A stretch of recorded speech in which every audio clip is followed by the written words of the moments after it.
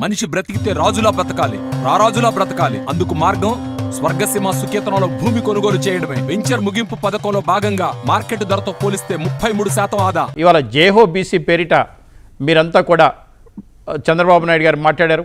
మీరంతా ప్రజల్లోకి వెళ్తా ఉన్నారు. తెలుగుదేశం పార్టీ అంటే బీసీలు, బీసీలు అంటే తెలుగుదేశం పార్టీ అనే నినాదం ఉండేది. మంత్రులు కూడా మీ జిల్లా నుంచి అత్యధిక శాతం మంత్రులు ఉండేవాళ్ళు.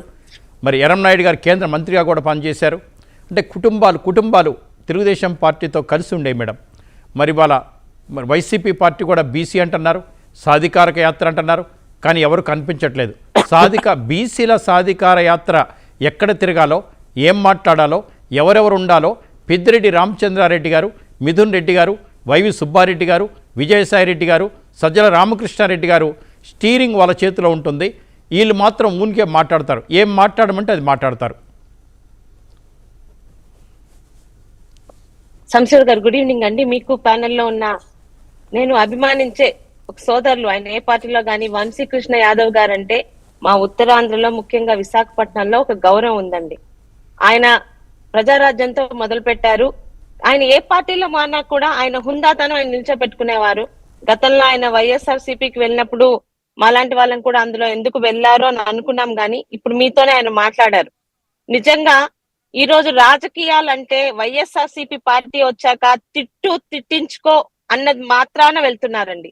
అయితే అర్థం కానిది ఏంటంటే బీసీలకి రాజాధికారం అనే గాలి మాటలు చెప్తున్న జగన్మోహన్ రెడ్డి గారు ఈ రోజు ఆ బీసీలను దేనికి ఉపయోగించుకుంటున్నారంటే ఏ కులం వాళ్ళని ఆ కులంతో తిట్టించడం తప్పితే ఇంకొక దానికి ఆ బీసీలు ఉపయోగపడరు.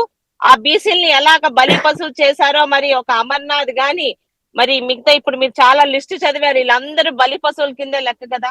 ఈ రోజు కనీసం వాళ్ళని వాడుకుంటున్నప్పుడైనా ఆ పార్టీలో ఉన్న వాళ్ళకి ఇంకా అర్థం కానిది ఏంటంటే ఒక బుగ్గన్న రాజేంద్రనాథ్ రెడ్డి గారు ఆర్థిక శాఖ మంత్రి, ఆయన ఎవరైనా తిట్టడం చూసారా అండి? సాంబశివరావు గారు ఆయన్ని ఎవరి చేతన్నా తిట్టించారా? ఆయన ఎవరినైనా తిట్టారా?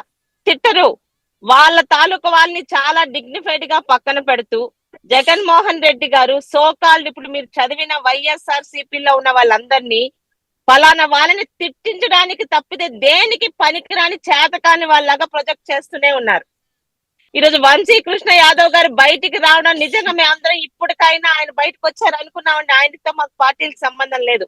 మీకు ముందు చెప్పినట్టు ఉత్తరాంధ్రలో ముఖ్యంగా విశాఖపట్నంలో ఆ సోదరుడికి ఒక హుందాతనం, ఒక గౌరవం ఉన్నింది. 4 సంవత్సరాలు ఇంకా ఎమ్మెల్సీ ఉండగా బయటకు వచ్చారంటే వాళ్ళ ఆత్మ గౌరవానికి ఇచ్చిన ఇంపార్టెంట్ వాళ్ళ పదవికి ఇవ్వలేదని ఆయన నిరూపించారు. కానీ ఇందాక మీరు అన్నారే ఒక్క రోజైనా మంత్రి చేసేస్తాడేమో, ఇంకొక రోజైనా మేము అధికారంలో ఉండొచ్చని కక్కుర్తి పడే వాళ్ళందరూ ఈరోజు బీసీలో ఉన్న అలాంటి వాళ్ళు మాత్రమే వైఎస్ఆర్ సిపిలో పార్టీలో ఉండడానికి ఎటువంటి సందేహం లేదండి. మా జిల్లా మొదలుకొని ఇక్కడి వరకు చంద్రబాబు నాయుడు గారి ఇంటి మీద దాడికి వెళ్ళిన వాడికి ఒక పదవి, చంద్రబాబు నాయుడు గారిని లోకేష్ గారిని నోటికి వచ్చినట్టు తిట్టిన వాడికి ఇంకొక మంత్రి పదవి, ముఖ్యంగా బయటికి రాని మహిళలు తల్లి స్థానంలో ఉన్న ఆ వయసున్న మహిళల్ని అత్యంత నీచంగా అసెంబ్లీలోని మన కౌరవ సభకి అసెంబ్లీకి ఏంటండి తేడా ఉంది? అలాంటి వాళ్ళకి పదవుల మీద పదవులు ఇస్తున్న ఈ జగన్మోహన్ రెడ్డి గారి పార్టీలో ఈ రోజు బీసీల వైపు మేము చాలా గట్టిగా చెప్తున్నాం. సిగ్గు, శరం, మానం, మర్యాద, ఆత్మ గౌరవం ఉన్న వాడెవడో అక్కడ ఉండడు. ఈ రోజు మీకు చెప్తున్నానండి, ఈ రోజు మేము మాట్లాడాం కదా, రేపు ఉదయం మళ్ళీ అందులో ఇలాంటి వాళ్ళనే పంపించి ఈ రోజు నన్ను గాని లేకపోతే ఇంతకు ముందు మాట్లాడిన వంశీకృష్ణ యాదవ్ సోదరుని గాని ఇతరులు గాని తిట్టించడం మొదలు పెడతారు. దానికి ఎప్పుడో మేము మానేసాం. కానీ నిజంగా బీసీల మీద బీసీలకి అసలు రాజ్యాధికారం చూపించిన పార్టీ తెలుగుదేశం పార్టీ కాదంటారా? ఒకప్పుడు రాజ్యాధికారం అంటే 2 అగ్ర కులాలకి మాత్రమే అనుకునేవారు ఆంధ్ర రాష్ట్రంలో, వాళ్ళు తప్ప ఇంకెవరు రాజకీయాల్లో రాకూడదని. అలాంటిది ఎన్నుకొని మరి అర్హత, వాళ్ళకి ఇంట్రెస్ట్ ఉంటే, వాళ్ళ సమర్థత ఉంటే ఎస్టీ, ఎస్సీ, బీసీలో ఎంతో మంది యువకులు ఇందాక మీరు చాలా పెద్ద లిస్ట్ చదివారు. 2 తెలుగు రాష్ట్రాల్లో ఈ రోజు పేరు తెచ్చుకున్న ప్రతి ఒక్క బీసీ, ఎస్టీ, బలహీన వర్గాల వాళ్ళందరూ కూడా నాయకులు తెలుగుదేశం కార్ఖానాలో నుంచే వెళ్లారు. అవునంటారా కాదంటారా? కానీ ఈ రోజు కూడా తెలుగుదేశం ఆ గౌరవం మాకు లభిస్తుంది. ఈ రోజు నేను ఒక్కసారి కూడా గెలవలేదు, అయినా కూడా ఈ రోజు మహిళగా నా మీద కేసులు పెట్టినప్పుడు కానీ, సిబిసిఐడి కేసులు పెట్టినప్పుడు కానీ, నన్ను మానసికంగా ఇబ్బంది పెడుతున్నప్పుడు కానీ, చంద్రబాబు నాయుడు గారు కానీ మా పార్టీలో ఉన్న పెద్దలందరూ పార్టీలకు కులాలకు అతీతంగా నా వెంట నిలిచారు. అది తెలుగుదేశం పార్టీలో బీసీలకు గాని అందులోని మహిళలకు గాని ఇస్తున్న గౌరవం. ఒక అయ్యన్న పాత్రుడు గారు ఎంత సీనియర్ అండి, ఆయన నా మీద కేసు పెట్టినప్పుడు నాకు అండగా నిలిచారు.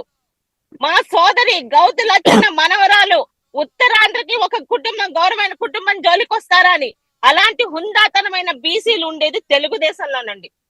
ఈ రోజు మేమేరోజు అనవసరంగా నోరు పారేసుకోలేదు. జగన్మోహన్ రెడ్డి గారిని తిడితే ఇక్కడ పదవులు ఇచ్చేది లేదు.